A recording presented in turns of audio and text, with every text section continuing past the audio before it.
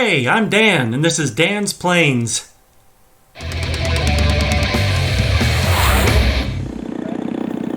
This is the Blackhorse A6M0, about a 94-inch wingspan, 81 inches in length, 1,542 square inch wing area. Dry weight is about 26.3 pounds. I'm flying a Spektrum IX12, and the receiver is a Spektrum AR10000.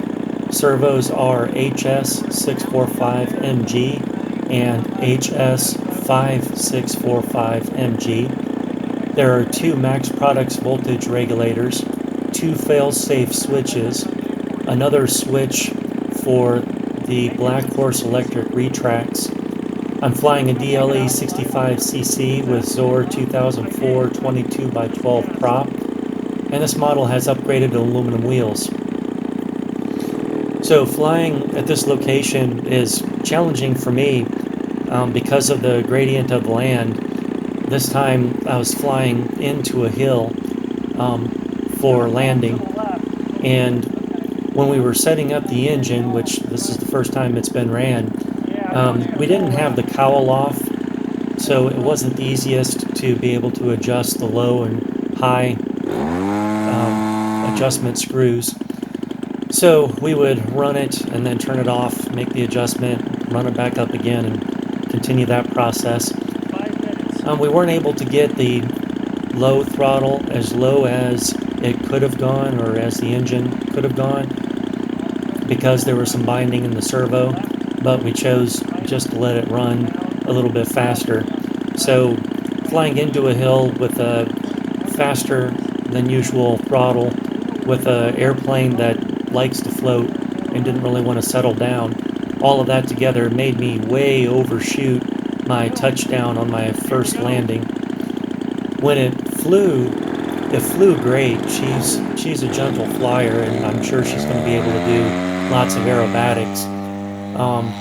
But there was a problem with the retracts where they would not go up without cycling first.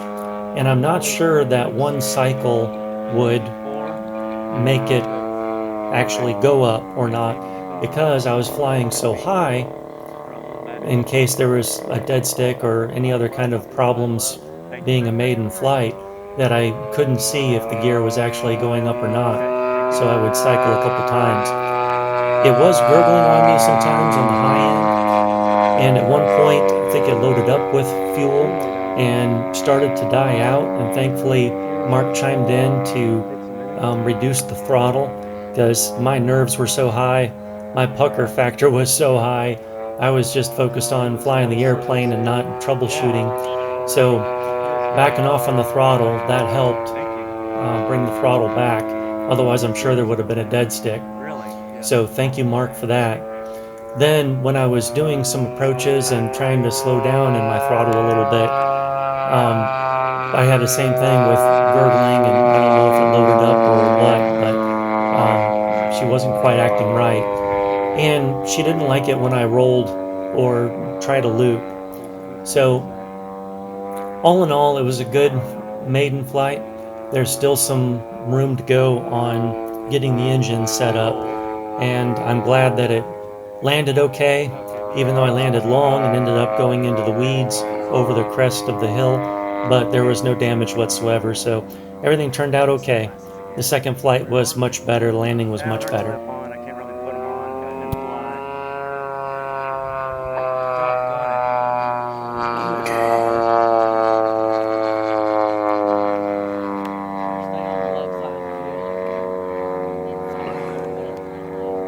So here's where it started loading up, I think, when I was running high throttle.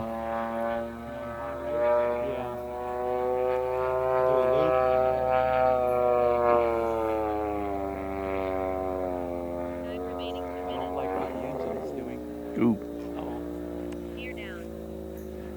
Pull back a little bit. Good. Thank you. So that's why everyone needs an experienced coach and wingman by their side. Everyone needs a mark. That's all I can say. That engine was close to being a dead stick, and if I'd was to continue doing nothing, it probably would have been a dead stick. But with Mark's experience, he was able to tell me through all of the nerves that I was feeling, hey, just throttle back a bit. And once I did that, then it came back to life again. Here's my first landing where I way overshot the landing. I expected it to settle down quicker than it did, and I had forgot that we weren't taking the idle down as far as it would normally go.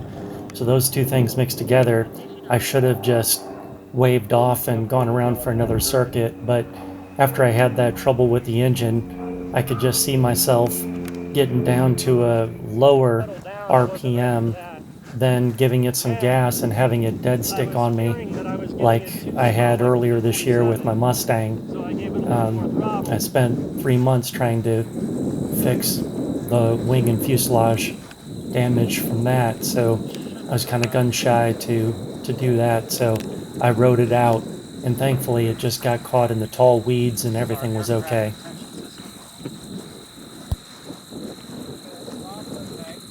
Oh, sweet. Yeah. I think it's okay. How good you cut it off. Okay, got it? Keep it balanced. I got it. Yeah, you probably could have used more flap. That's hardly any flap. Is it? Yeah, when you went by, I noticed the flaps were hardly down. Probably do a little more on your flaps. Okay. Everything look all right? Flaps on. Got a little dirt on the prop. I think it's fine. I'll take that. Yours okay? I painted that prop. It turned out nice. I think we're good shape. Yep. It didn't hurt. Yeah. Sweet. Here's the takeoff again from the pilot perspective. Here we go.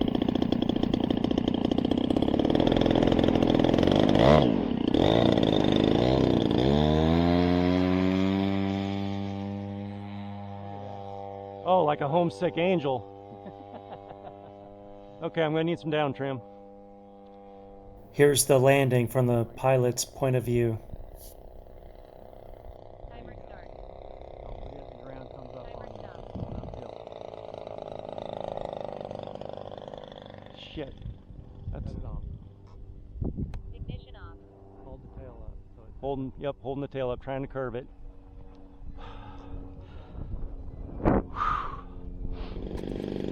Here's the takeoff for the second flight, Just stay with what I and was doing. the airplane's too small to see, so I'll just skip to the landing as well.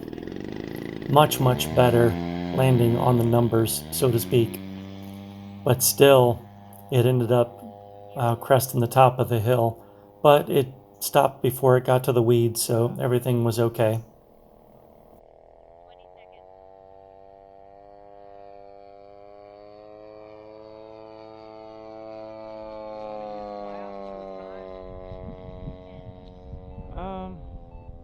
No. Of course now the wind starts. Hasn't been blowing this whole flight. Timer expired. I just want to give a huge thank you to Mark again. You know, during this day, we Maiden the MiG-3, Maiden the Zero, re-Maiden the P-51 Mustang. My nerves were high, so my pucker factor was high as well. And Mark has just got a cool, calm, and collected demeanor. And Yep. he just makes everything okay when it comes to flying and Don't tell me. being under pressure. So I really appreciate that, and really appreciate his guidance from everything from where and how to land to managing the gas throttle to just everything. So Mark, if you're watching this, thank you, sir. Thanks so much for watching. I'm Dan from Dan's Planes. I just want to share some content about RC planes, something I've been passionate about since childhood. I'm hoping I can teach something to someone, I can start some discussion and learn some things from others. So let's just have some fun and learn some things together. If you enjoyed what you watched, it would really help me out if you could like, subscribe, and share. And if you feel that it helped you out in some way, or it might help future viewers, I'd really appreciate it if you'd visit my Patreon page and become a patron. It's like throwing a dollar tip into a guitar case when you pass by. It helps to fund future content and future projects that I'll be working on. I plan to show some past content. I have some other flights and I have some fly-in events that I've been to. And I also plan to show future flights and future repairs, as well as building ARFs, and if I can ever get back to it, building my top flight Spitfire.